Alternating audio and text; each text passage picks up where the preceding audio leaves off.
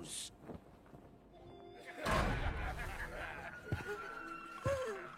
On my fist!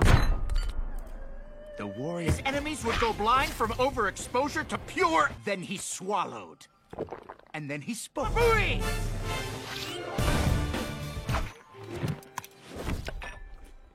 And attractive. How can we repay you? Hey you, what's up? Gimana kabarnya guys? Sehat-sehat aja kan ya? Karena banyak yang minta, Bang, kungfu panda satunya dong. Oke, baiklah. Di video kali ini, saya akan ngisahin alur cerita kungfu panda 1. Sebelum mulai, kita intro dulu.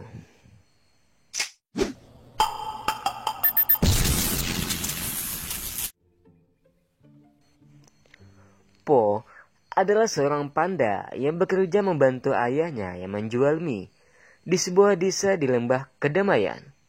Po sangat tergila-gila dengan kungfu. Sementara itu, terlihat Master Shifu sedang latihan bersama Tigres, Fiver, Mankai, burung bangau dan mantis. Setelah itu, Master Oogway menyuruh Master Shifu untuk menemuinya. Ia mempunyai firasat yang mengatakan bahwa Tai Long akan kembali. Tai Long adalah seorang murid kungfu Master Shifu. Dia seekor macan yang sangat tangguh dan ahli kungfu. Tapi dia diusir dari lembah dan dijebloskan ke dalam penjara. Masalahnya, dia sangat ingin untuk bisa menjadi kesatria naga. Tapi Master Oogway melihat kalau Tai Long memiliki sifat jahat dan menganggap kalau dia bukanlah kesatria naga sejati. Tai Long sangat marah dan berusaha mengambil paksa gulungan kitab itu. Tapi Master Oogway berhasil mencegahnya dengan menutup jalan darah Tai Long hingga pingsan tak berdaya dan dijebloskan ke penjara. Untuk itulah Master Shifu menyuruh Zheng segera ke sana agar melipat gandakan penjaga dan keamanan agar Tai Long tak bisa kabur. Mencegah hal yang tidak-tidak, Master Oogway mengadakan acara, di mana acara tersebut bertujuan untuk memilih siapa yang akan jadi kesatria naga. Sementara itu, Po telat masuk dan pintu gerbang sudah ditutup. Tanpa habis akal, Po mencari cara agar bisa masuk, yaitu dengan petasan. Petasan membawa Po terbang ke atas dan jatuh pas di depan Master Oogway. Dan pada saat itu pula Master Oogway memilih Po sebagai kesatria naga.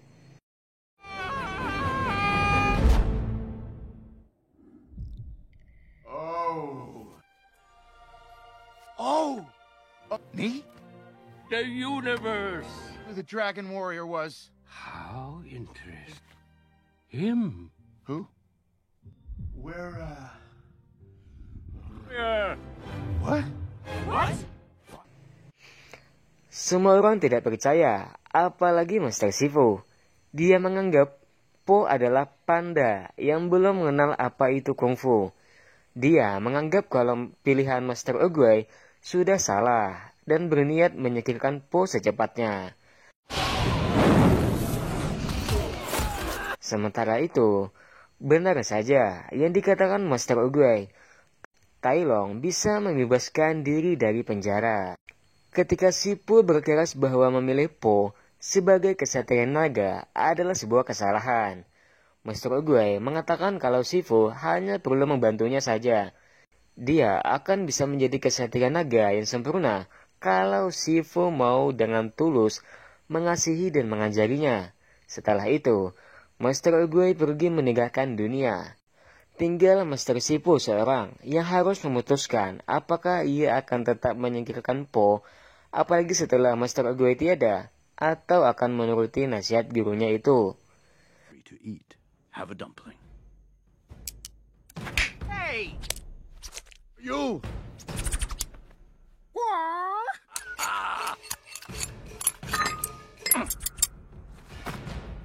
Master Shifu memutuskan untuk menuruti nasihat dari Master Oogway.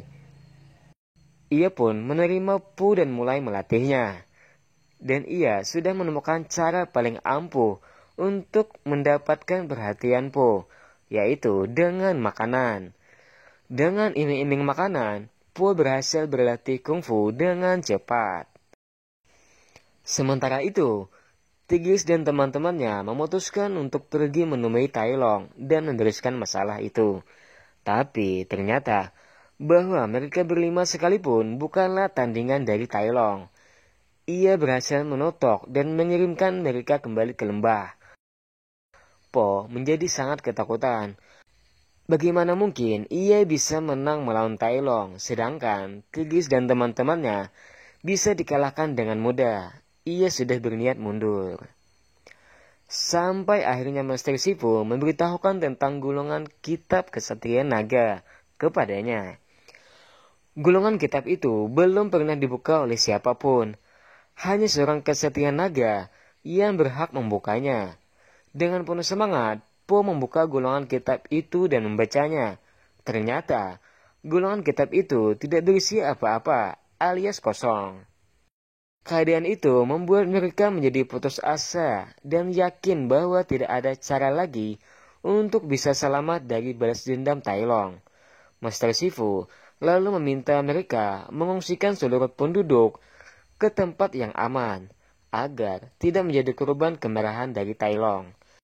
Sementara itu, ia memutuskan untuk tetap tinggal di lembah dan menghadapi Tai Long.